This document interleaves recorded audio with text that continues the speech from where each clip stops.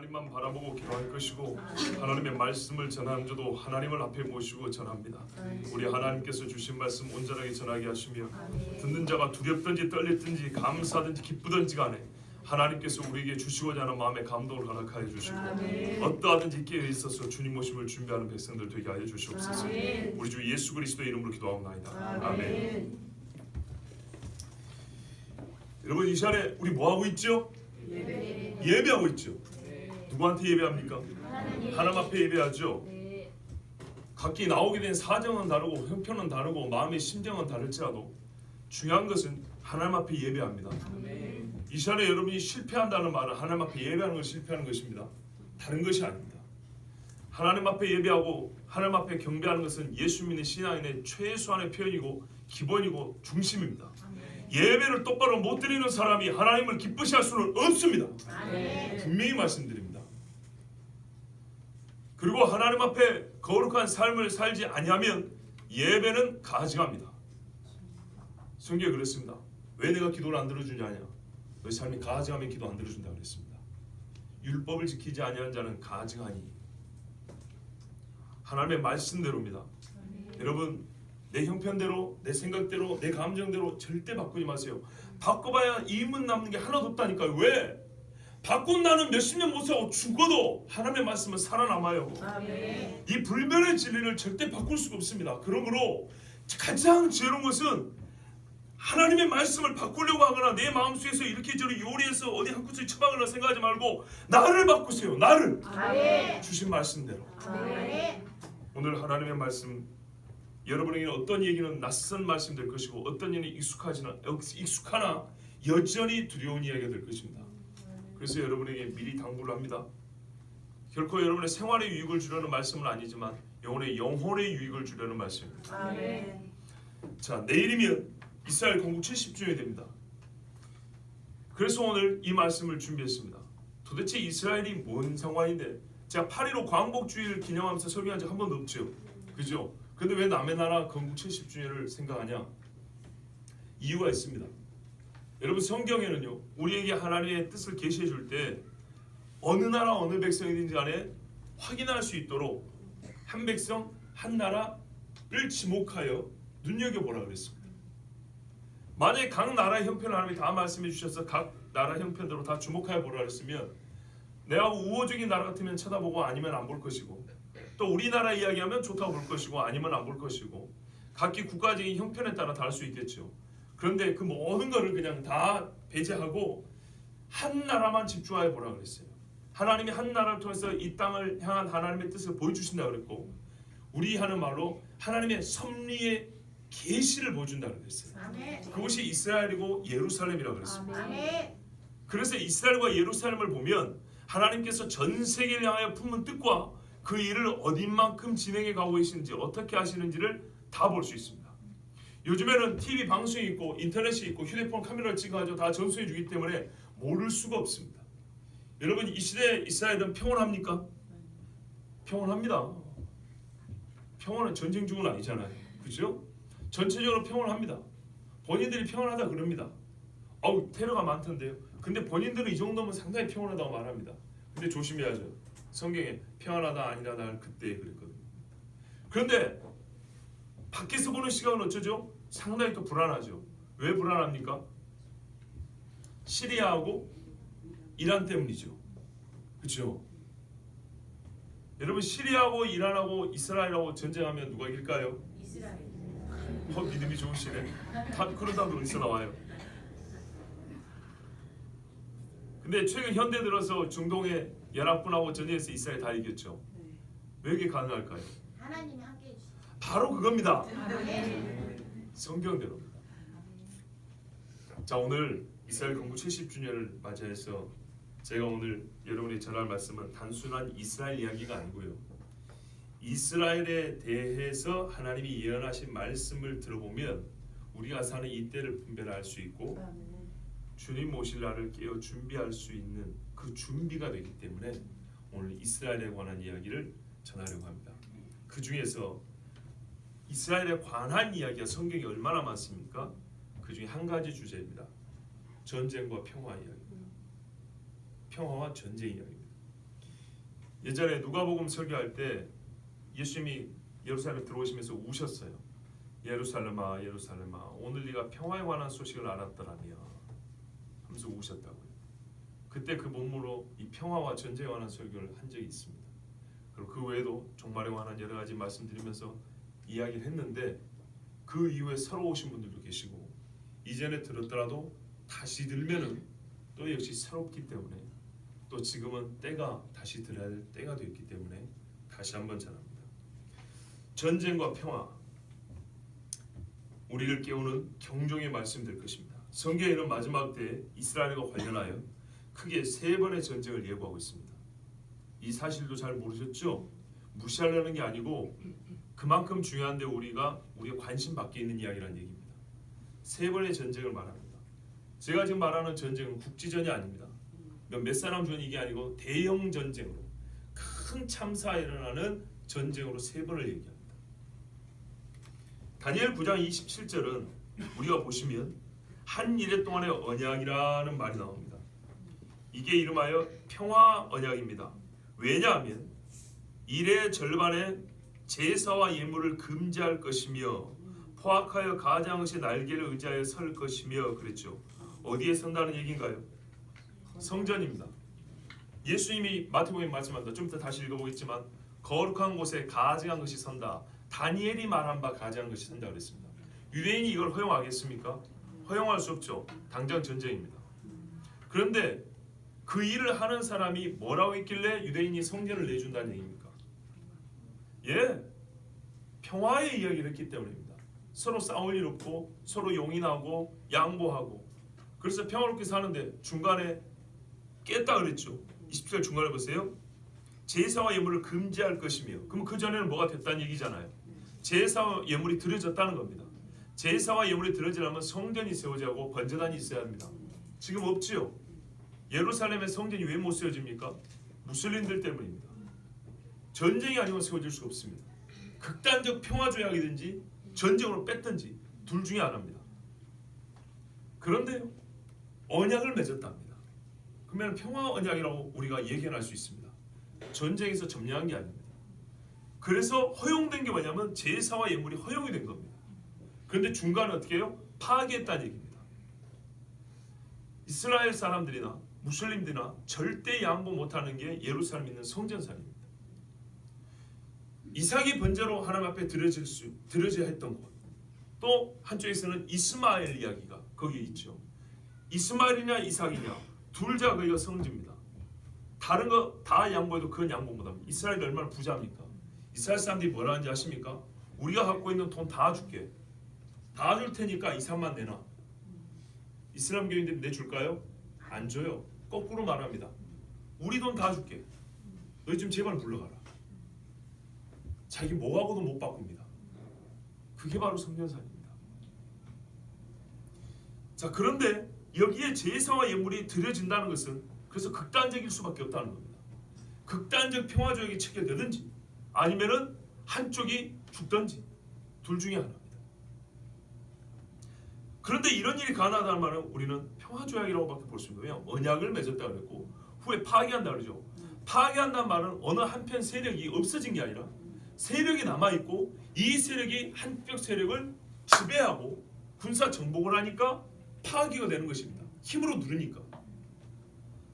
자, 그러면 충분히 여러분 이해가 되죠? 저는 상식적인 수준에서 얘기합니다. 없는 말을 갖다 붙인 게 아니고 이 말이 의미하는 상식적 수준에서 그 배경을 지금 전제되는 사실을 여러분에게 설명을 해드린 거예요. 그 다음에 뭐하냐? 포악하여 가증한 것이 날개를 의지하여 쓴다. 긴 날개를 편 우상이 세워진다는 얘기입니다. 그리고 어떻게 되냐? 이 일을 본 하나님은 정한 종말까지, 이게 종말이 날 일이고 진짜 끄트머리까지 하나님의 진노가 황폐하게 하는 자, 이 적그리스도라 할 수 있는 이 자에게 그의 나라와 그 자에게 쏟아진다. 구체적인 내용은 요한계시록 기록이 있죠. 자, 그러면 예전에도 제가 여러분께 말씀드린 것처럼 마지막 때 우리가 때를 알 수 있는 이정표가 크게 몇 가지 있다 그랬죠. 적그리스도의 등장이고 성전이 세워지는 것이고 또 짐승의 표라고 그랬습니다. 그 중에 이 성전과 관련해서 또한 성전을 중심으로 맺어지는 평화 언약과 관련해서 여러분 우리는 아이러니하게도 전쟁을 예감합니다. 언약 파기죠. 그렇죠? 제가 오늘 이스라엘 왕에서 전쟁과 평화를 여러분에게 전하면서 왜 이 말씀을 택했냐? 전쟁을 직접적으로 언급한 말씀들이 있는데 그 본문을 택하자. 왜 이 본문을 택했냐면 이 평화 언약 전후로 전쟁이 있기 때문입니다. 이 전쟁 중심에 이 평화 언약이 있기 때문입니다. 그래서 이 본문을 택하였고 여러분 한 번의 전쟁이 있으면 이 평화 언약이 있을 줄 알고 평화 언약이 있으면 앞으로 두 번의 전쟁이 있을 줄 알아라. 그러면 끝이 난다는 얘기입니다. 아시겠죠? 전쟁의 중심에 이 언약이 있다는 것입니다. 그래서 이 언약을 먼저 읽어드린 거고요. 이게 굉장히 중요한 우리에게 표지가 될 것이다. 자, 그럼 이제 본격적으로 전쟁 이야기를 한번 해보겠습니다. 첫 번째 전쟁은 요한계시록 9장에 기록된 세계 인구 3분의 1이 죽는 전쟁입니다. 세계 인구 3분의 1이면 요즘 인구 기준으로 하면 거의 25억이 죽어야 됩니다. 규모로 볼 때 어떤 이는 이 정도 되면 세계 제3차 대전이라고 합니다. 여러분 2차 대전 때 죽은 사람이 1억이 안 됩니다. 제가 알기로 한 4천만 명, 2천만 명? 하여튼 천만 단위인데 1억이 안 됩니다. 그러면 여러분 25억이 죽으면요 어떻게 될까요? 20배죠. 억으로 잡아도 만약에 4천만이라면 40몇 배 규모입니다. 엄청나게 많은 사람이 죽습니다. 대규모로 이렇게 많은 사람이 죽으려면 어떤 무기를 써야 될까요? 그래서 사람들이 생각하는 겁니다. 한 번의 핵전쟁을 생각합니다. 어지간히 총 쏴갖고 사람 그렇게 쉽게 안 죽습니다. 베트남 전쟁 때 총알 몇 발 다 한 사람이 죽은지 아십니까? 2만 발에 한 명이 죽었습니다. 신기하죠? 훈련받은 군인들이 2만 발을 쏘고 한 사람을 죽여 정조준에서 쏘는 경우는 별로 없기 때문입니다. 그냥 막 갈겨버리죠. 공중에서 쏘는 것도 아래서 쏘는 것도 요즘에 하여튼 정밀 유도한다고 하기도 하고 뭐 이렇게 하지만 하여튼 세계 인구 3분의 1이 죽으려면 엄청나게 큰 전쟁이 되고 이 전쟁은 어느 좁은 지역에서만 나서는 안 됩니다. 여러분 군인들로 세계 인구 3분의 1 채워질 수 있을까요? 어마어마한 민간이 죽는다는 얘기입니다. 자, 말씀을 보겠습니다. 요한계시록 9장 13절에서 21절에 여섯째 천사가 나팔을 불매 내가 들으니 하나님 앞 금제단 네 뿔에서 한 음성이 나서 나팔 가진 여섯째 천사가 말하기를 큰 강 유브라데에 결박한 네 천사를 놓아주라 하매. 자, 이야기했죠. 하늘에서 먼저 일이 벌어진다 그랬죠. 네 천사가 놓였으니 그들은 근연월 일시에 이르러 사람 3분의 1을 죽이기로 준비된 자들이더라. 마병대의 수는 2만만이니 내가 그들의 수를 들었노라. 2만만이 얼마인가요? 2억입니다. 동원된 군대 수가 2억입니다. 군대가 2억이고 사망자는 전 세계 인구 3분의 1입니다. 이 정도면 여러분 3차 대전이라도 되겠죠. 시작 어디서 한다고요? 유프라테스 강에서 한다는 겁니다. 유프라테스 강이 지금 어딘지 아십니까? 여러분이 맨날 뉴스에서 듣고 있는 그 시리아 거기입니다. 러시아가 공습하네 미국이 하네 그러죠? 우리가 잘 모르는 사실 하나 있습니다. 현재 유프라테스 강에 서편은 러시아가 주도하고 동편은 미국이 주도하고 있습니다. 왜 미국이 주도하고 있는지 아십니까? 이란이 시리아에다가 이스라엘 공격할 기지를 만들고 있죠. 이란이 시리아로 가려면 이쪽을 통과해야 되는데 그거 못하게 하려고 미국이 지금 막고 있는 겁니다. 근데 러시아가 뭘 요구하는지 아십니까? 이제 IS도 거의 끝났으니까 미국도 군대 철수해라. 왜? 이란이 들어와야 되니까. 미국이 안 빠져줍니다. 그리고 지난 2월 달에 러시아군도 포함된 시리아 사람들이 이쪽 물자를 공부하니까 강에 다리를 건설하다가 미국이 폭격해가지고 제가 들은 말이 사실하면 러시아군인 포함해서 500명이 죽었다 그랬어요. 그건 뉴스에 안 나왔다 그랬어요. 왜요? 뉴스에는 조심스럽게 다르죠. 미국이 러시아를 체면을 살려주고 서로 살짝 비껴한 건 됐죠. 그러나 우리에게 공개되지 않은 서로 간의 이 공격과 방어 또는 이 군사작전이 있다는 것. 여기서 많이 붙어버리면요.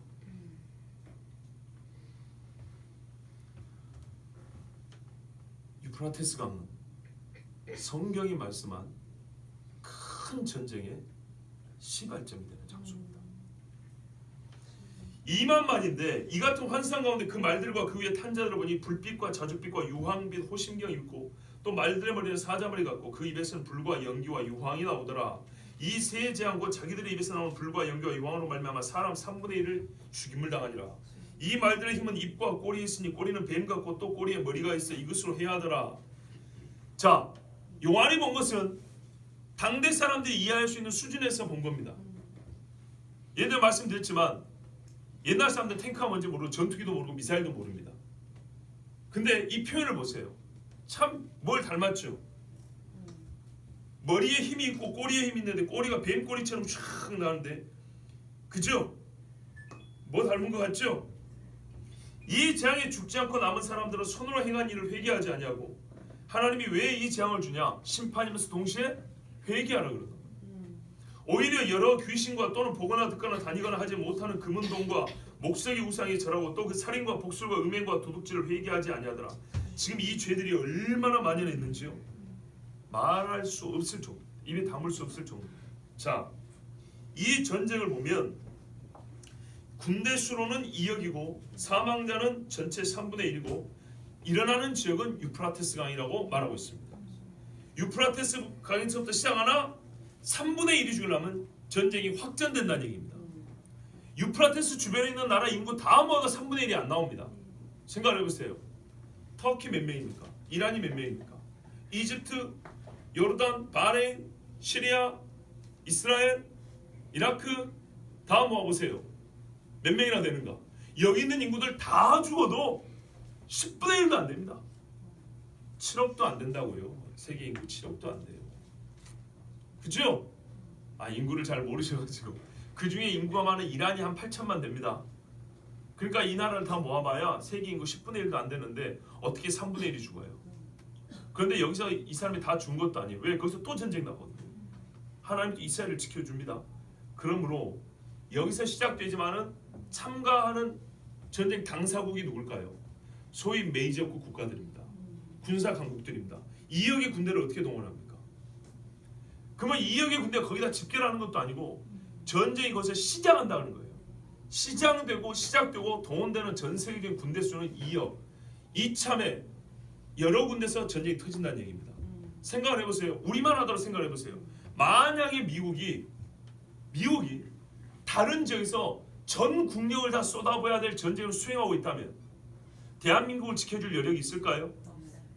미국이 아시아에서 일본, 한국, 대만, 필리핀 이쪽으로 연결되는 이 라인을 후퇴해버리면 여러분 중국이 가만히 있을 것 같습니까? 여기서 전쟁이 일어나면요. 몇 명 죽을까요? 세계 인구 3분의 1이 사는 데가 동북아입니다. 인도네시아 2억이 넘죠. 일본이 1억이 넘죠. 우리 남북한 하면 한 8천만 가까이 되죠. 중국 13억, 인도 11억. 아시겠습니까? 저는 지금 여기서 단정을 한 게 아닙니다. 말씀에 의하면 이건 중동에서 시작하지만 중동에서 끝날 얘기가 아니란 얘기입니다. 그래서 전 세계적인 전쟁이 납니다. 3분의 1이 죽어요. 역사상 전무후무한 본 적이 없는 이야기입니다. 사람만 죽는 게 아니라 부상자는요. 파괴되는 건물이나 재산 피해는요. 그 사람들이 정신적인 이 공황, 이 장애를 어떻게 해결할 겁니까? 사람들이 뭘 원할까요? 평화를 원하죠. 두 번 다시 이러지 말자. 근데 요즘에 최근에 나온 개념 중에 요즘 대학교 다니는 친구들은 들어봤을 거예요. 글로벌 가버넌스라고. 들어봤어요? 혹은 세계 시민이라고. 글로벌 시티즌이라고.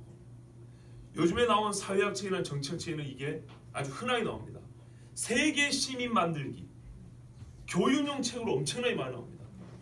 세계 시민, 세계 정부, 세계 시민, 세계 정부. 이 말이 아주 많이 나옵니다. 왜 그런지 아십니까? 국가라는 개념 자체가 벌써 구닥다리 개념이 되어버렸습니다. 요즘에 정치학을 공부하는 사람들은, 사회학을 공부하는 사람들은요, 국가라는 개념 아직도 그런 구식 개념을 쓰냐고. 국가? 네 나라 내 나라? 그거 언제적 이야기인데. 우리가 가끔 유행 타면 그거 언제적 유행이 이렇게 말하죠. 그것처럼 21세기 들어왔어요. 국가라는 개념은 정치학에서 매우 중요한 개념이 아닙니다. 이제 국가는 끝났고 전 세계가 하나의 정부를 만들어서 화목하게 살자 합니다. 왜? 국가의 경계가 있으니까 싸운다는 거예요. 종교의 진리와 거짓이 나눠지니까 싸운다는 거예요. 그래서 모든 것이 옛날에는 자유가 없던 시에는 자유, 그 다음에는 평등을 비롯하여 정의관념이 세계의 사람의 정신세계를 지배했지만 요즘에는 1차, 2차 대전이 끝나면서 평화관념이 세상 사람들의 머리를 지배하고 있습니다. 평화면 모든 게 만사오케이예요. 진리가 무슨 소용이야? 평화면 되지. 평화면 그러다 속아 넘어가죠. 그런데 마지막 이 평화의 결정타, 세계 인구 3분의 1이 죽어버린다. 그러면 여러분 어떻게 하겠습니까? 여러분 같으면 우리 흔히 말로 나 같아서라도 더 이상의 전쟁을 원하겠습니까? 절대 원하지 않겠죠. 그러면 뭘 원해요? 평화하자. 전 세계 같이 평화하자. 그리고 제일 전쟁 잘 나는 지역들 있죠. 위험한 지역들. 특별히 거기는 뭘 빼야 돼요? 군대를 빼야죠. 각 국가의 군대를 빼한다고요. 요즘에도 보세요. 벌써 테스트 되고 있잖아요.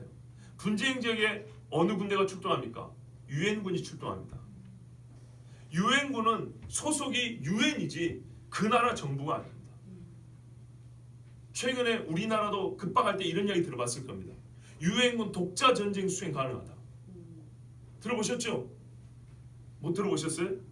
미군이지만은 미군이 미국 정부 소속이면 미국과 우리나라는 동맹관계이기 때문에 동맹국의 의사를 무시하고 전쟁 수행이 안 돼요.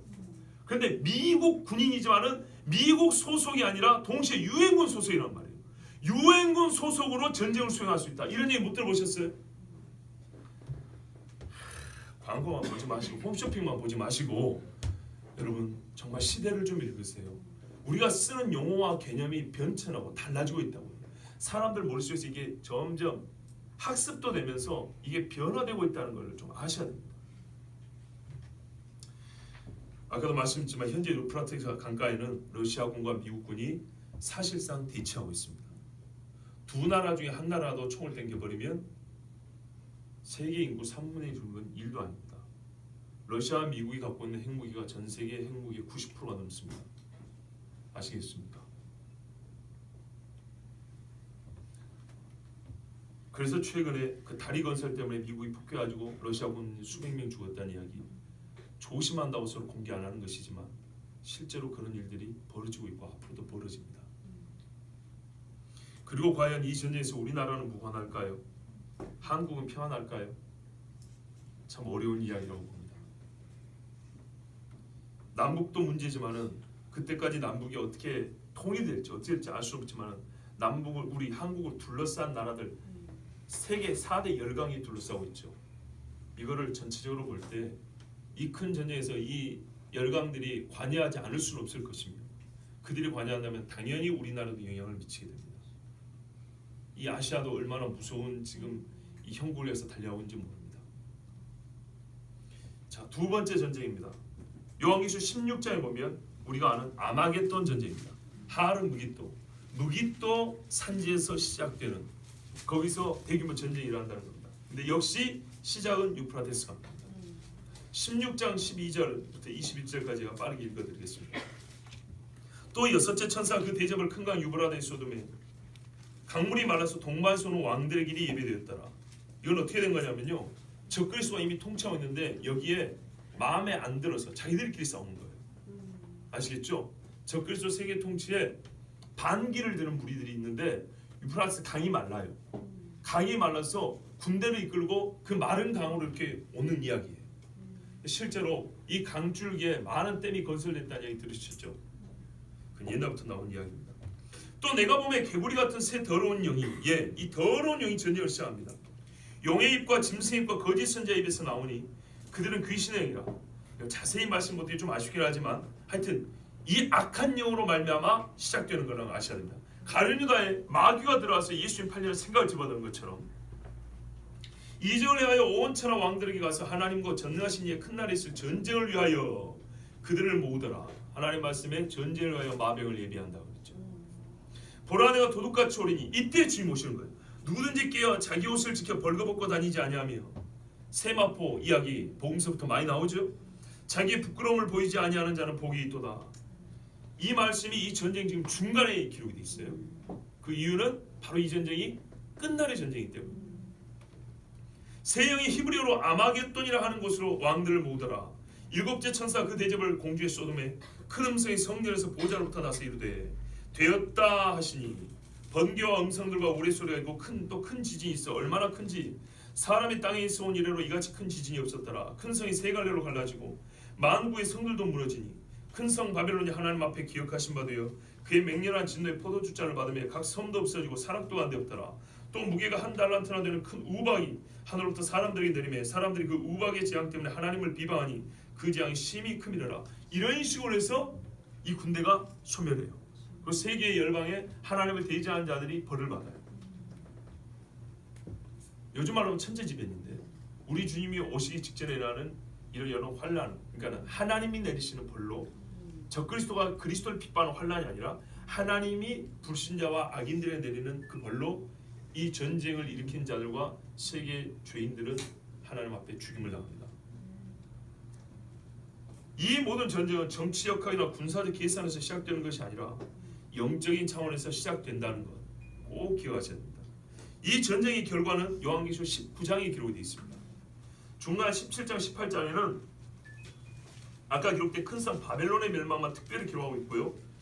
전쟁의 전체 결론은 19장입니다. 또 내가 하늘이 열린 것을 보니 11절부터 보십시오. 보라 백마와 그것을 탄 자가 있으니 그 이름은 충신과 진실이라. 그가 공의로 심판하며 싸우더라. 그 눈은 불꽃 같고 그 머리에는 많은 관들이 있고 또 이름 쓴 것 하나가 있으니 자기밖에 아는 자 없고 또 그가 피 뿌린 옷을 입었는데 그 이름은 하나님의 말씀이라 칭하더라. 하늘에 있는 군대들이 희고 깨끗한 세마포 옷을 입고 백마를 타고 그를 따르더라. 그 입에서 예리한 검이 나오니 그것으로 만국을 치겠고 친히 그들을 철장으로 다스리며 철창이 아니고요. 철장, 손바닥 장자입니다. 강한 손으로 다스려. 또 친히 하나님과 전능하신 이의 맹렬한 진노의 포도주틀을 밟겠고 그 옷과 그 다리에 이름을 쓴 것이 있으니 만왕의 왕이요 만주의 주라 하였더라.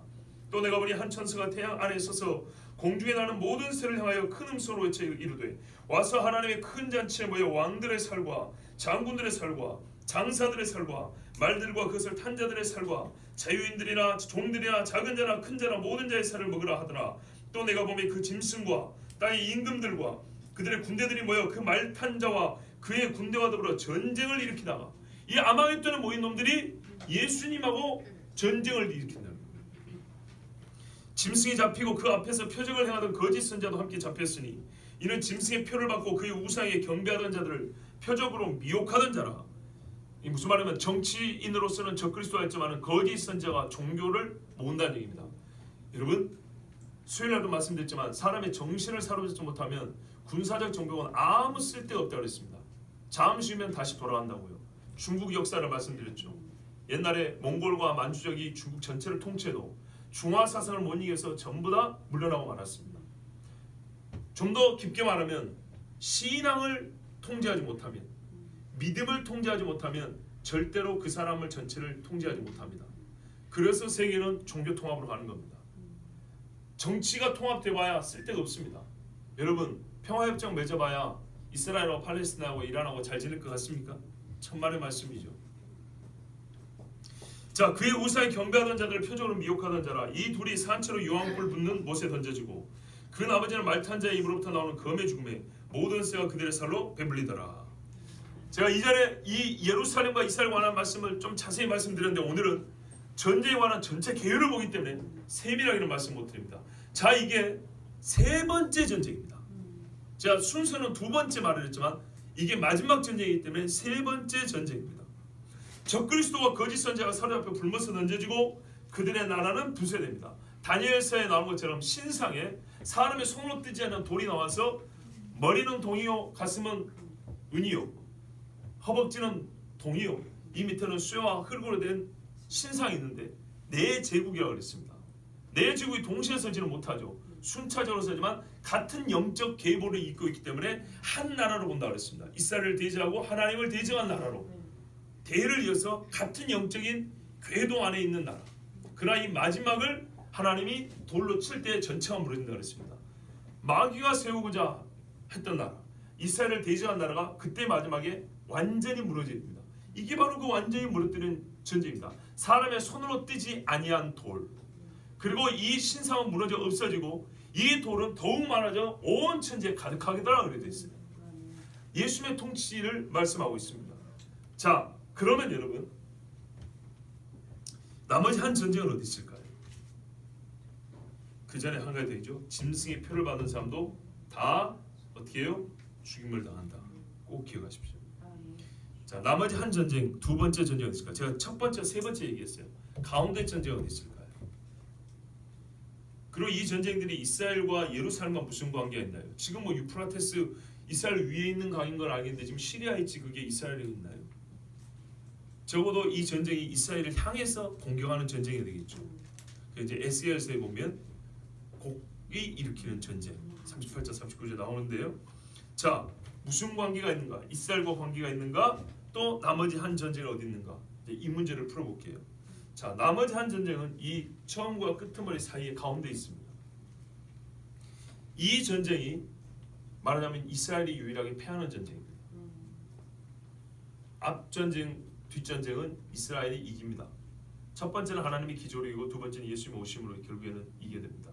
물론 이 마지막 전쟁 때는 이스라엘만 전쟁이 뭐랄까요? 고난을 당하는 게 아니라 성도들이 같이 고난을 당할 때입니다. 근데 가운데 전쟁이 이스라엘이 패하는 전쟁이 있습니다. 이때가 성경에 말하는 야곱의 환난의 때고 이스라엘이 도망해야 되는 때입니다. 자, 아까 우리가 9장에 읽으셨죠. 약 3년 반 동안에 적그리스도가 평화조약으로 이스라엘을 속이고 그 절반이 지난 후에 조약을 파기하고 스스로 하나님이라 하여서 성전에서 자기를 높일 때 일어난 유대인에 대한 핍박입니다. 전체 유대인에 대한 핍박입니다. 이때 이스라엘과 유대인은 급작스런 세계 정부군의 공격이 속수무책으로 당할 것이고 소수가 살아남아 유대의 산으로 도망하여서 산과 골짜기와 광야에서 한때와 두때와 반때를 지낼 것입니다. 그때 이들을 돕는 자가 있으니 이를 요한계시록 12장에서는 독수리라 명하고 있습니다. 12장 7절 12절 읽어드리겠습니다. 그 중간에 있는 겁니다. 하늘에 전쟁이 있으니 미가엘과 그의 사자들이 용과 더불어 싸울세 용과 그의 사자들도 싸우나 이기지 못하여 다시 하늘에서 그들이 있을 곳을 얻지 못한지라. 큰 용이 내쫓기니 옛뱀 곧 마귀라고도 하고 사탄이라고도 하며 온 천하를 느끼는 자라. 그가 땅으로 내쫓기니 그의 사자들도 그와 함께 내쫓기니라. 이게 실상이에요. 내가 또 들으니 하늘에 큰 음성이 있어 이르되 이제 우리 하나님의 구원과 능력과 나라와 또 그의 그리스도의 권세가 나타났으니 우리 형제들을 참수하던 자 곧 우리 하나님 앞에서 밤낮 참수하던 자가 쫓겨났고 또 우리 형제들이 어린 양의 피와 자기들이 증언하는 말씀으로서 그를 이겼으니 그들은 죽기까지 자기들의 생명을 아끼지 아니하였도다. 이 마귀 때문에 죽임을 당하는 일이 벌어집니다. 그러므로 하늘과 그 가운데 거하는 자들은 즐거워라. 그러나 땅과 바다는 화 있을진저 이는 마귀가 자기의 때가 얼마 남지 않은 줄을 알므로 크게 분내어 너희에게 내려갔음이라 하더라. 자, 분내어 땅에 내려왔죠. 용이 자기가 땅으로 내쫓긴 것을 보고 남자를 낳은 여자를 박해하는지라. 그 여자가 큰 독수리의 두 날개를 받아 광야 자기 곳으로 날아가 거기서 그 뱀의 낯을 피하여 한때와 두때와 반때를 양육받으며 여자의 뒤에서 뱀이 그 입으로 물을 강같이 토하여 여자를 물에 떠내려가게 하려 하되 땅이 여자를 도와 그 입을 벌려 용의 입에서 토한 강물을 삼키니 용이 여자에게 분노하여 돌아가서 그 여자의 남은 자손 곧 하나님의 계명을 지키며 예수의 증거를 가진 자들과 더불어 싸우려고 바다 모래 위에 서 있더라. 이 말씀을 알려면 여러분 요한 다니엘 7장을 보면부터 나와 있어요. 자, 일단 이 말씀을 볼게요. 이 뱀이 쫓겨나가지고 여자라고 상징되는 어떤 무리를 죽이려고 합니다. 근데 이 여자라고 하는 그 무리 중에 많이 죽임을 당하고 일부가 광야로 가서 피하여집니다. 근데 이 피할 때 돕는 자를 독수리라 그랬습니다. 그래서 어떤 일은 전 세계 국가 중에 독수리를 문장으로 삼는 나라, 국장의 국가를 나타내는 그런 문양들 중에 현재 대표적인 나라가 미국입니다.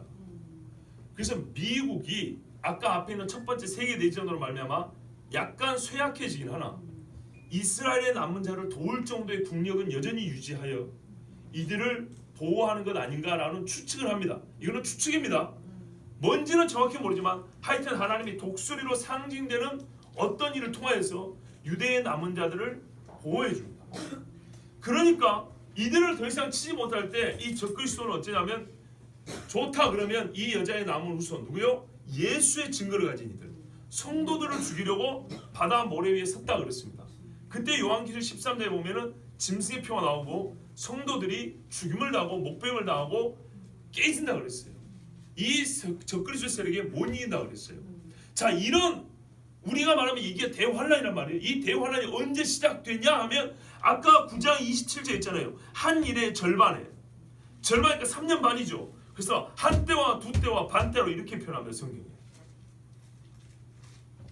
자, 이때를 유대인들에게는 제가 일단 유대인 중심으로 보면 전무후무한 환란이라고 말했고 선지자들은 이날이 일찍부터 야곱의 환란이라고 했습니다. 예레미야 30장 7절에 슬프다 그날이여 그와 같이 엄청난 날이 없으리라. 그날은 야곱의 환란의 때가 되미로다. 그러나 그가 환란에서 구하여냄을 얻으리로다. 마지막에 구하여냄을 얻지요. 이게 세 번째 전쟁이 나와 있습니다. 자, 그리고 다니엘 7장 아까 보세요. 다니엘 7장 앞에 보시면 23절부터 보면 신상에 네 나라가 나와 있고 이 네 나라를 다른 그림으로 가르쳤는데 그게 내 짐승으로 보여준다 그랬어요. 자, 2016년 또 제가 2월 달에 소개했던 겁니다. 내 짐승으로 보여주는데 다니엘이 아무리 봐도 넷째 짐승은 너무 기괴하고 무서운 거예요. 그래서 물어봐요. 넷째 짐승 도대체 정체가 뭐냐고. 그랬더니 이렇게 가르쳐줍니다. 23절 모신자가 이처럼 이르되 넷째 짐승 곧 땅의 넷째 나라인데 이런 다른 나라들과는 달라서 온 천하를 삼키고 밟아 부서뜨릴 것이며 보세요. 온 천하를 다스리는 거예요. 그래서 말을 안 듣면 부셔버려요. 그 열불은 그 나라에서 일어난 열 왕이요 그 후에 또 하나가 일어나리니 그는 먼저 있던 자들과 다르고 또 새 왕을 복종시킬 것이며. 그런데 여러분 이 짐승들이 다 어디서 나오냐면 앞에 보면 대해에서 나온다 그래요. 큰 바다의 지중해거든요. 자, 25절 보세요. 그가 장차 지극히 높으신 이를 말로 대적하며 하나님을 비방하는 말을 한다는 거예요. 또 지극히 높으신 이의 성도를 괴롭게 할 것이며 그가 또 때와 법을 고쳐야 할 것이며 하나님의 법을 고친다는 얘기예요. 그것은 바로 교회에 대한 전쟁 선포라고요. 성도들은 그의 손에 붙임받아요. 한 때와 두 때와 반 때를 지내리라. 그죠? 아까 요한계시록 뭐였어요? 여자를 죽이려 했는데 독수리가 피하여 데려가니까 성질 나서 이제는 그 여자의 나무 손들을 죽이려고 바닷가에 섰는데 그들이 성도들이라 됐죠. 예수의 증거를 가진 사람들. 다니엘이 똑같이 얘기하고 있단 말이에요. 성도들은 그들의 손에 붙임받아. 이때가 바로 아까 한 때와 두 때, 반 때를 했죠. 똑같은 기간이에요.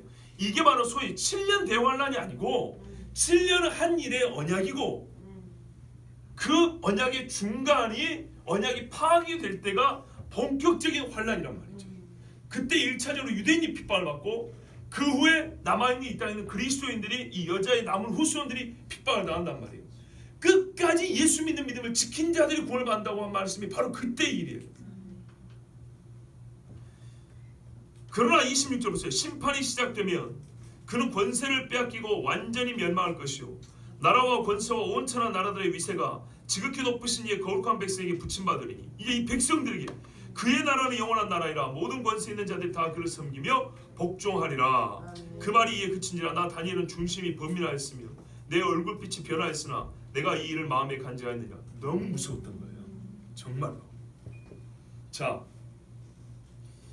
이 중간에 있을 유대인의 환란 그리고 그리스도인에게 시작되는 마지막 이 대핍박이 가운데 전쟁입니다. 두 번째 전쟁입니다. 보세요. 아까 첫 번째 전쟁으로 평화조약을 맺은다고 그랬죠. 세계 각국의 군대를 국가 소속이 아니라 세계 정부군의 소속으로 만들면 어떻게 됐어요? 각 나라의 치안과 군대는 치안 유지와 혹은 국경 수비 이런 거는 그 나라 군대가 하는 게 아니라 그 나라 국민이 그 일을 하더라도 세계 정부군 소속으로 하는 거예요. 그러면 세계 정부의 말을 듣는 거예요. 여러분 20년 전부터 외계인 영화가 많이 나온다고 제가 몇 번 말씀드렸죠. 외계인 영화 보면은 어떻게 외계인을 이긴지 아십니까? 외계인은 있지도 않거니와 그런 것을 만드는 이유가 뭔지 아십니까? 외계인이 침공하면 전 세계는 전부 다 하나로 돼야 됩니다. 하나로 되어서 한 나라 군대로 하나의 공공의적인 외계인과 싸웁니다. 이거를 지금 20년 이상 여러분 1990년 인디펜던스 데이부터 젊은 분들 아시지만 그 이후부터 거의 우리는 세뇌당해 있습니다. 외계인이 쳐들어오면 전 세계는 한 지도자 밑에 하나의 군대가 되어서 공격해야 된다고. 또 하나 여러분 외계인이 하늘에서만 나오는 게 아닙니다. 요 근래 몇 년 정도 전부터 나온 외계인은 땅에 이미 와 있습니다. 저 바다에도 숨어 있고 땅속에도 숨어 있습니다. 그래서 나옵니다. 이거 뭔 짓을 하는가 봤더니 요한계시록 보면 하나님께서 내리는 심판 중에 땅에서 황충이 올라오는 데 있어요. 기괴한 짐승이 올라서 짐승에 표받은 사람들을 쏘아 죽인다고 돼 있어요. 만약 여러분 우리는 성경을 알기 때문에 하나님께서 징벌로 땅에서 솟아오르는 짐승이구나 이렇게 예상한 사람이 있겠죠. 그러나 외계인이 수억 년 전에 씨를 뿌리고 가서 때가 돼서 알을 깨고 나온 것처럼 해서 땅에 있는 사람들을 공격한다. 이런 영화에 어려서부터 젖어들어 있는 사람들, 미스터 롱빈 이런 영화 봤지? 옛날에 톰 크루즈가 나온 영화도 이런 거예요. 자, 이런 류의 영화에 익숙해 있는 친구들, 미스터 성광 이런 영화 알죠? 그렇지, 알지. 그대가 뭐 잘못했다는 게 아냐 모르냐 그 말이에요. 요즘 젊은 친구들 보세요. 저도 아는데요. 이렇게 되면 어떻게 될까요? 사람 어떻게 속일까요? 이거 외계인이라고. 수억 년 전부터 땅속에 숨어있던 외계인이라고. 이리 말하면 요즘 젊은 친구들은 다 넘어갑니다. 하나님의 심판도 심판이 아닌 것처럼 바꿔버릴 수 있습니다. 무슨 말 이해되시죠? 자, 이 마지막 때의 중간에 큰 전쟁이 있고 유대인들이 이로 말미암아 서로 평화조약을 맺고 군대는 전부 다 하나로 모으고 유대인들은 자국을 방어할 만한 능력이 없을 때, 그게 거의 완료됐을 때 3년 반쯤 지나서 됐다. 이제는 때가 됐구나 하면서 유대인들 다 나가. 정치에 나가고 제루살렘도 금하고 성경 폐기. 이러면 유대인들은 목을 걸거든요. 신앙인들은 목을 걸게 돼 있어요. 그러면 그때 군대를 동원하면 그 강력한 이스라엘도 자국 군대가 없기 때문에 어떻게 돼요? 평화조약 맺으면 군대 갖고 있으면 안 되거든요. 그런 식의 군대는, 지금의 군대는 속수무책으로 당하는 거예요. 그래서 예수님이 뭐라 그래요? 그때 유대에 있는 자들은 뭐하라고? 싸우라고요? 도망하라고. 예수님의 말씀 들어보십시오. 마태복음 24장 29절 31절입니다. 그날 환란 후에 즉시 해가 24장 15절 28절입니다. 그러므로 너희가 선지자 다니엘이 말한 바, 보세요. 다니엘의 말로부터 시작하고 있죠. 다니엘이 말한 바 멸망에 가장 것이 거룩한 곳에 선 것을 보거든 읽는 자는 깨달을진저. 이게 바로 우리의 9장 27절 본문이에요. 바로 이때가 되면 그때 유대에 있는 자들은 산으로 도망할지어다. 싸움하여 못 이기는 때예요. 이해되시죠? 이게 가운데 두 번째 전쟁이에요. 이 전쟁에는 유대인들이 무조건 패해요. 다 설욕을 당해요. 스가랴서에 보면은 3분의 2가 죽는다고 돼 있어요. 3분의 1만 남아서 피한다고 돼 있어요.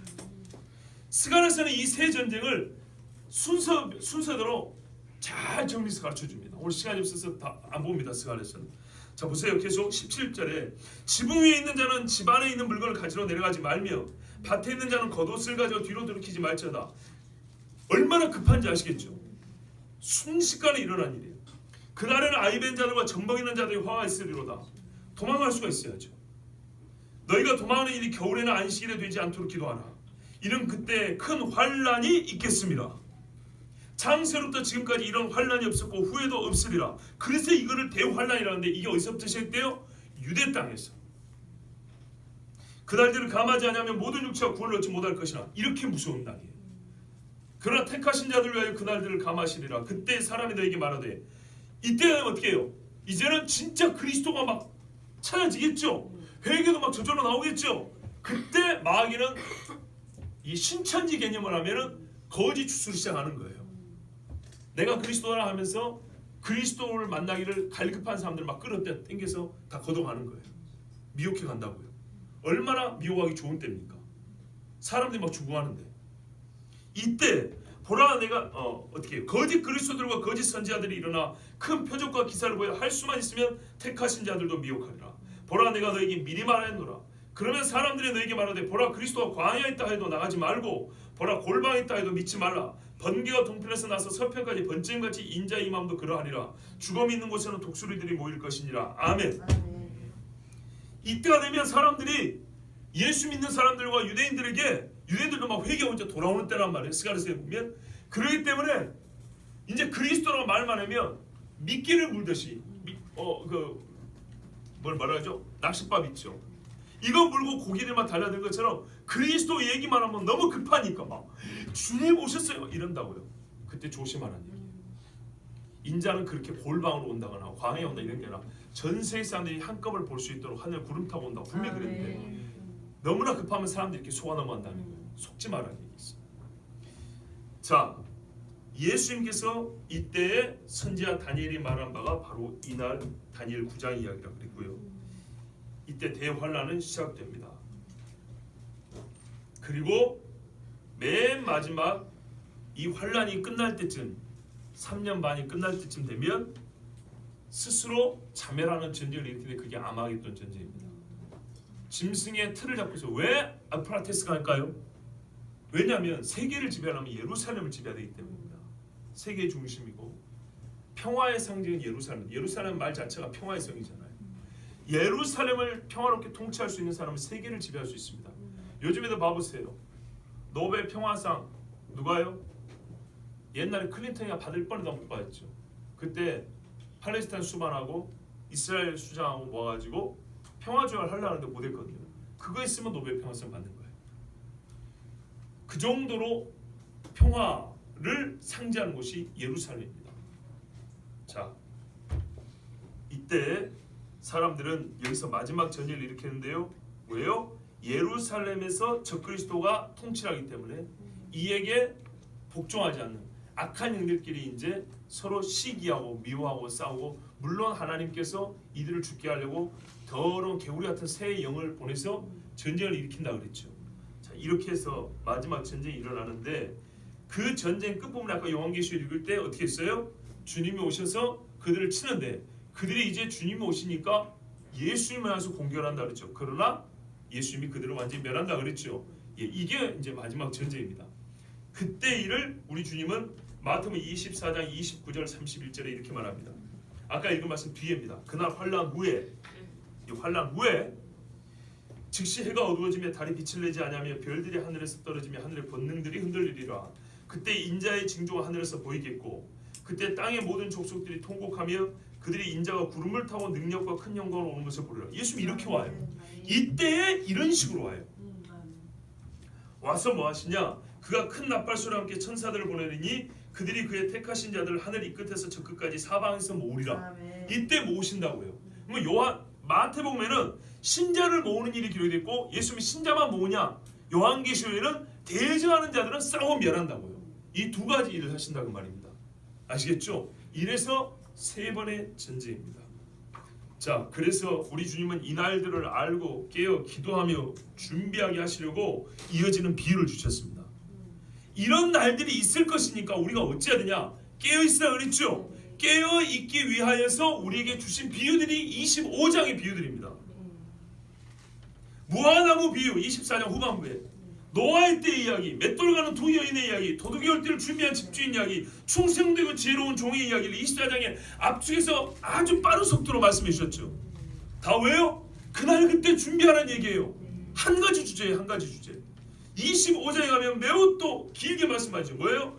열처녀 비유와 달란트 비유가 바로 인자가 올 때를 준비하는 신앙인의 상태를, 그 자세를 가르쳐주는 비유들이에요.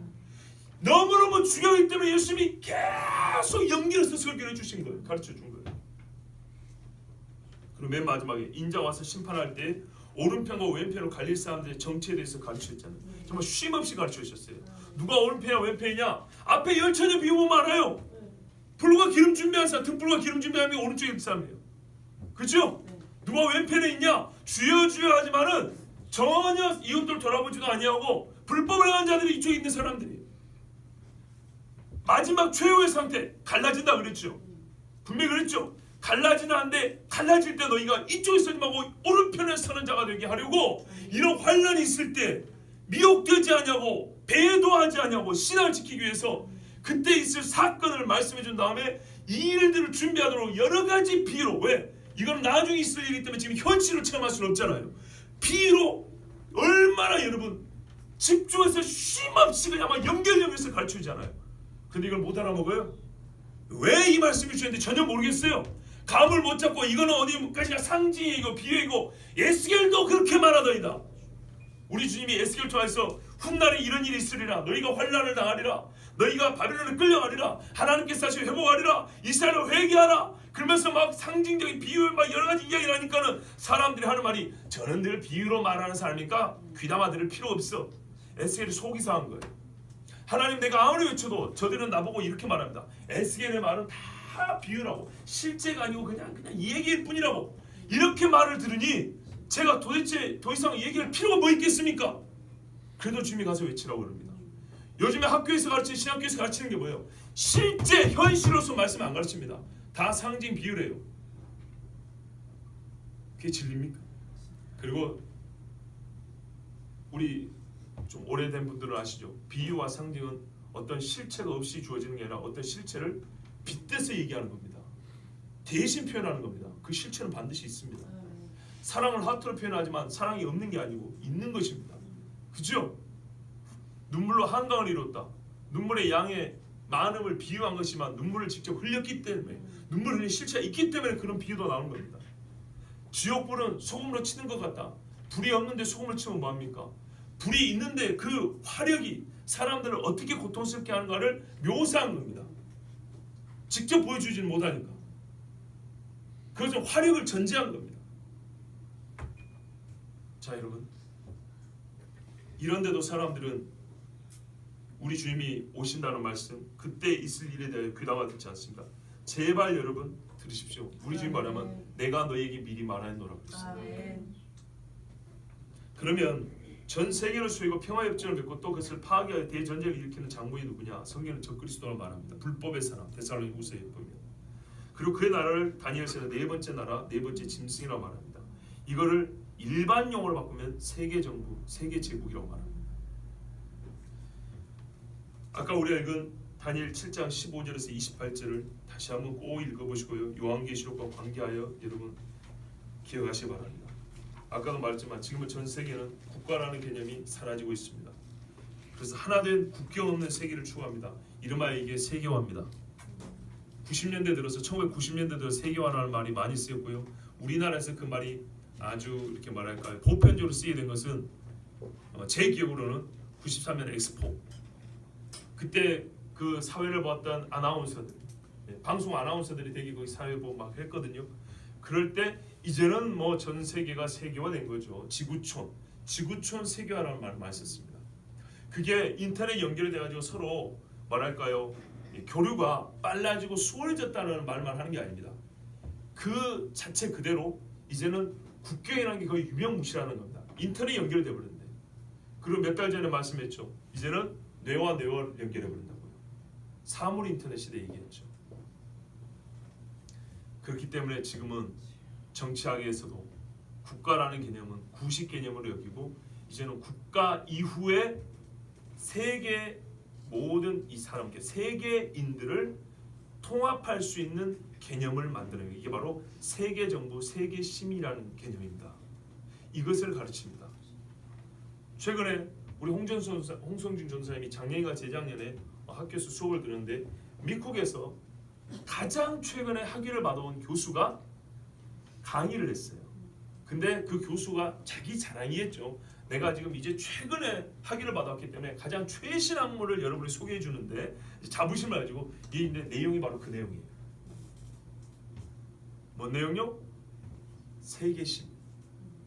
이전부터 소개되어 있는 책들은 있지만은 그걸 학교 강의에서 실제로 요즘 대학생들에게 가르친다는 얘기입니다. 그것을 배우고 여러분 10년 지나면 어떻게 될까요? 사회 허리를 담당하는 사람들이 그런 관념 속의 사람들. 우리는 평화를 추구하고 평화를 추구하지 말라는 얘기가 아니고 무엇보다 평화고 진리는 소용없다고 된 지 오래됐고요 벌써. 그리고 우리는 전 세계 사람들은 국경 없는 사회. 그래서 일부러 말을 그렇게 붙입니다. 국경 없는 의사회. 또 그 의사들을 폄하하는 이야기, 비난하는 이야기 절대 아닙니다. 앞에 수식하는 말. 또 발전, 경제 발전도 할 때 옛날에는 잘 살아보세요 그랬죠. 근데 요즘에는 지속 가능한 발전. 지속 가능한 발전이 무슨 말인지 아십니까? 너만 잘 살면 전 세계 모든 사람들이 후대에 잘 살아야 된다는 얘기입니다. 아시겠죠? 또한 여러분 탄소세라는 말이 무슨 말인지 아십니까? 탄소세.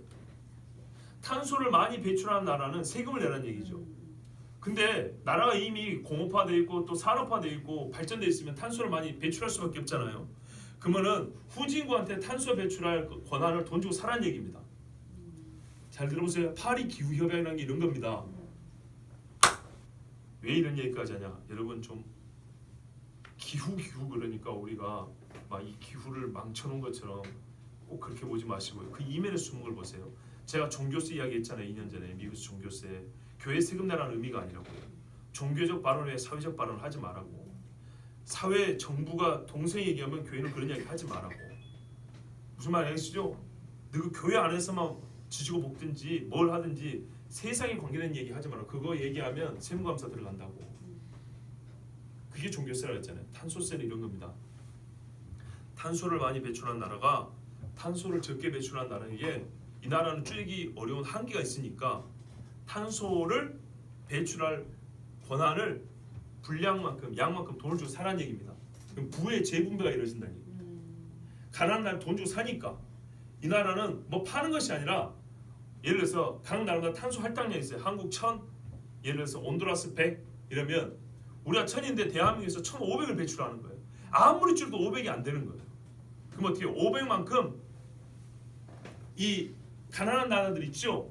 여기는 할당량보다 탄소를 훨씬 적게 배출하거든요. 그러면 남는 이것을 사란 얘기예요. 돈 주고. 그러면 자연스럽게 가난한 나라들이 돈을 지원을 받아서 부자가 되지 않겠냐. 먹고 사는 데 도움이 되지 않겠냐. 아시겠죠? 예, 그럴듯하죠. 그럴듯하죠. 근데 여러분 이 배경이 바로 사상적 배경은 공산주의 사상입니다. 그러고 보니까 그럴듯하게 들리죠. 그죠? 앞부분만 들으면 너무 못 사는 나라에서 물론 잘 사는 나라들이 그동안 잘못했죠. 얼마나 착취를 많이 했습니까? 나는 그것을 분명히 죄라고 말합니다. 그런데 죄를 가리고 죄를 개선한 죄악된 구조적인 이 악을 개선하기 위해서 사람들의 법을 만들고 머릿속에 놔봐야 그럼 또 다른 악을 만들어내고 하나님 앞에 회심하고 돌아와야 그게 바뀌어지는 것이지. 근데 약한 마음속에서 나온 것들은 그런 거예요. 공산주의 사상 배경에서 나와서 이렇게 분배하면 서로 비등비등해진다는 얘기죠. 그래서 겉보기에는 이쪽에도 재정적으로 이렇게 경제적인 안정이 취해질 것 같지만 여러분 속도 말해 이거는 불로소득입니다. 이 돈을 어떻게 쓸까요? 소위 우리 뭔 부자라고 그러죠? 그렇죠. 가만히 있어도 선진국에서 돈을 몇십억 달러씩 주는데 이 사람들 어떻게 될까요? 이건 죄악의 나락으로 빠지는 겁니다. 전부 다. 그 돈 있으면요. 예, 여기까지만 하겠습니다. 세계 정부 시민 만드는데 아주 유용합니다. 왜냐하면 여기는 다 전자기기들이 동원돼야 되고요. 최첨단 통신시설이 동원돼야 되기 때문에 돈 없으면 그거 못합니다. 희한하죠. 우리나라 휴대폰이 몇십만원에서 100만원 하는데 저기 난민들도 휴대폰을 들고 다니죠. 그 사람들은 공짜로 줍니다. 왜 공짜로 줄까요? 휴대폰 쓰라고요. 왜 공짜로 줘서라도 쓰게 만들어야 할까요? 잘 생각해 보십시오. 절대 이익 없는 장사는 안 하는 것입니다. 그죠? 누가 그 많은 장사를 할까요? 그런 짓을 할까요? 전쟁이라는 것은 제가 지금 전쟁 얘기를 했지만 전쟁은 그냥 총칼 겨누다가 한번 해봐? 네가 쓰가 나 그래 해봐? 나와봐라 한번 정리할까? 이러고 나는 게 아닙니다. 현대 전쟁은 매우 영적인 전쟁입니다. 항상 그렇지만 더욱 영적이고요. 상당히 이거는 사람의 사상에 관계된 문제입니다. 군사력 서로 1등 하겠다고 그렇게 나오는 게 아닙니다. 여러분 성경에는 여러 전쟁이 마지막 때 첫째 지진도 있고 기근도 있고 민족이 나라가 나를 친다고 되어 있지만 대표적으로 눈을 감지 않고서야 귀를 막지 않고서야 모든 사람이 알 수 있는 세 번의 전쟁, 그것도 동일 장소에서 동일 장소라면 동일 지역에서 일어나는 대전쟁 세 번을 얘기하는데 앞뒤 두 전쟁은 진짜 큰 것이고 가운데 전쟁은 특별히 유대인 학살과 신앙인들을 향한 핍박이 시작되는, 그러니까 이거는 뭐랄까요? 일방적 전쟁이죠. 방어할 수 없는 사람들을 갖다 쳐 죽이는 전쟁. 이 세 번을 말씀하고 있고 그 세 번의 전쟁의 가운데 이 평화주의가 있습니다. 첫 번째 전쟁으로 사람들이 이렇게 못 살겠다, 서로 평화하자 맺고요. 중간에 깨면서 유대인들과 그리스도인이 핍박을 당하고요. 마지막에는 이 통치에 세계 정부로 갔는데 거기에 협조하지 않는 나라들이 있어요. 끝까지 우리는 우리식으로 한번 해보겠다는 그런 불법의 나라는 완전하지 못합니다. 그래서 그들 안에 다시 대전쟁이 일어납니다. 그리고 망하게 됩니다. 그때 우리 주님이 끝에 오신다는 얘기입니다. 성도들의 피값을 갚아주시고 주를 대적한 자들을 심판하면서 마지막에 오신다는 것이 성경에 말하는 큰 세 번의 전쟁입니다. 그런데 문제는 이 세 번의 전쟁 중에 첫 번째와 두 번째, 과연 우리나라는 어쩔 것이냐. 그리고 두 번째, 전 세계적인 성도의 핍박이, 어느 한 지역의 성도의 전 세계적인 핍박이라는 말은 전 세계적인 동일 법이 있다는 얘기고, 동일한 어떻게 해요? 종교의 관념, 동일한 지배 체제가 구축되어 있단 말입니다. 그래야 세계적인 핍박이 가능한 겁니다. 그렇기 때문에 이것은 용어가 세계 정부란 말이 없어도 충분히 우리가 이것을 이러한 일을 하는 자들을 뭐라고 부를까 할 때 세계 정부 또는 세계 통합 질서. 여러분 미국의 1달러 지폐 아시죠? 예, 피라미드 있죠. 거기에 호루스의 눈이 있죠. 이 뉴에이지 심볼입니다. 그 밑에 뭐랄까요? 그 라틴어로 글자가 적혀 있어요. 그 라틴어 글자가 뭐냐면 신세계 질서입니다. 아시겠죠? 앞에가 노브스라고 되어 있나? 이렇게 뉴 오르도 올더 신질서. 그 다음에 그 뒤에 거는 정확히 얘기하는데 영어로 하면 secular 세속적인 뭐 이런 말입니다. 혹은 세계, 나라, 월 이런 뜻입니다. 새로운 질서의 세상, 새로운 질서의 세계. 이것이 뉴욕의 1달러 지폐에 그게 기록이 되어 있습니다. 그 지폐에 그게 기록된 게 그리 오래되지는 않습니다. 그리고 정치인들이 옛날에 미국의 부시 대통령이 말할 때 지금부터 우리는 세계 신세계 질서에 들어갔습니다라고 말한 게 언제인지 아십니까? 독일이 통일될 때입니다. 구시대 질서라고 상징되는 냉전은 끝났고 이제는 전 세계가 하나로 통합될 때가 왔습니다라고 한 게 독일이 통일될 때부터 신세계 질서라는 말이 공공연히 나왔고요. 그 신세계 질서를 수립하기 위해서 한 게 우리가 저번에 했던 UN 의제 21이라고 했던 거 2년 전에 들으셨죠. 그리고 외계인이 침공할 때 우리는 전 세계가 하나 돼서 그들을 대적해야 된다고 말하는 걸 옛날에 80년대 레이건도 그렇게 연설했어요. 유엔에 가서. 소위 미국 대통령 중에 이 신세계 질서, 세계 정부 우호적인 대통령이 적어도 트럼프가 나오기 전까지 사람들입니다. 저는 그 정치적인 편파성을 여러분 또 오해할까 싶어요. 편파적이다 오해할까 싶은 말을 더 이상 하지 않지만 여러분 트럼프가 하고 있는 일은 우리 신앙인의 관점에서 볼 때는 일반적인 관점을 볼 때는 자국 중심이죠. 미국 대통령과 미국 이익을 위해서지만 전 세계적인 시야에서 볼 때는 신세계 질서를 거부하는 겁니다. 계속 되어오던 미국 대통령 주도의 신세계 질서, 즉 세계가 하나 되어가는 것을 거부하는 몸부림을 하고 있습니다. 그가 하는 정책들이 그런 것들입니다.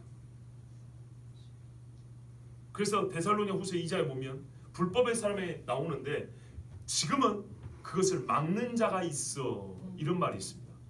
그래서 저는 혹시 이 막는 자가 성령을 가리키는 어떤 인물을 가리킨단 말이에요. 인물. 그래서 혹 그 막는 자를 하나님께서 트럼프로 사용하시는 게 아닌가라고 그냥 혼자 추측을 해볼 뿐입니다. 단정은 아닙니다. 그리고 그가 어떤 일 할지 모릅니다. 또한 그는 신앙인이냐 잘 모르겠습니다. 정통 신앙인지 아닌지 모르겠습니다. 왜? 부끄러운 일도 많이 나오잖아요. 그렇죠. 그러나 여러분 그거 아십니까? 예수를 못 박으러 내줬던 대제사장 중에 가야바가 하는 말이 한 사람이 죽어 온 민족을 구원하는 것이 낫지 않냐고 옳은 말 했는데 그도 자기가 무슨 말을 하는지 알지 못하고 한 말입니다. 하나님께서는 그가 본인이 자의식으로는 무슨 말을 하는지 잘 모르지만은 하나님의 때에 하나님이 일을 하게 하시고 하나님이 하실 말씀을 하게 하는 그런 경우가 있습니다. 솔직히 트럼프가 어느 정도의 신앙인이고 어느 정도 하나님의 말씀을 잘 아는지는 모르겠습니다.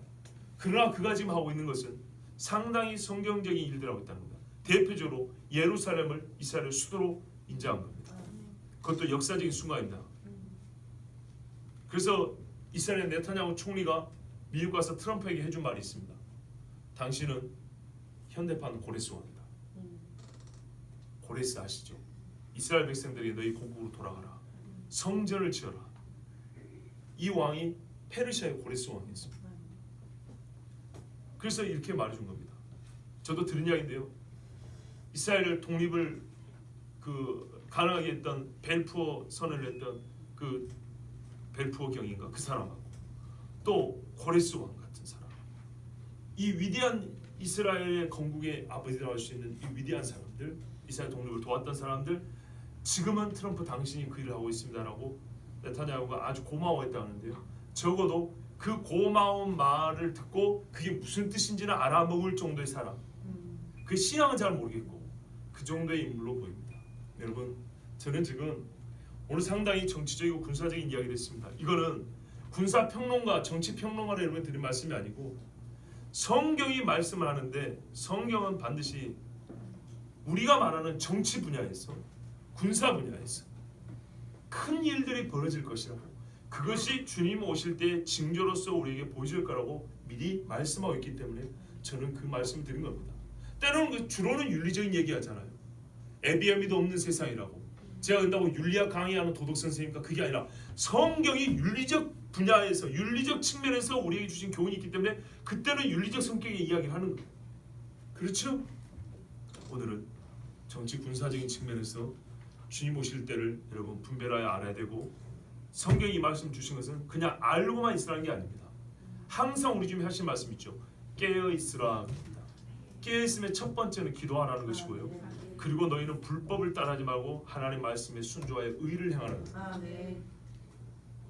꼭 예수 믿고 깨어 기도하고 의를 행하고, 그것을 독려하기 위해서, 그리고 때가 어느 때인지를 모르고 혹이라도 지나치지 않고 속아 넘어가지 않도록 하기 위해서 오늘 말씀을 전합니다. 여러분, 이스라엘과 예루살렘의 평화를 기도하는 자는 복이 있다고 하나님 말씀하셨습니다. 내일 5월 14일 이스라엘 70년 건국일이라 70주년을 합니다. 조금이라도 1, 2분이라도 시간을 내서 정말 하나님의 때를 알고 주여 그 나라를 복 주시고, 또한 주의 나라를 함께 기다리는 백성 주님 앞에 회개하고 돌아오는 나라 되게 해주시고, 우리나라 이 백성들도 진짜 주님의 때를 알고 깨어있기를 같이 기도하는 우리 모두 되기를 바랍니다. 기도하겠습니다.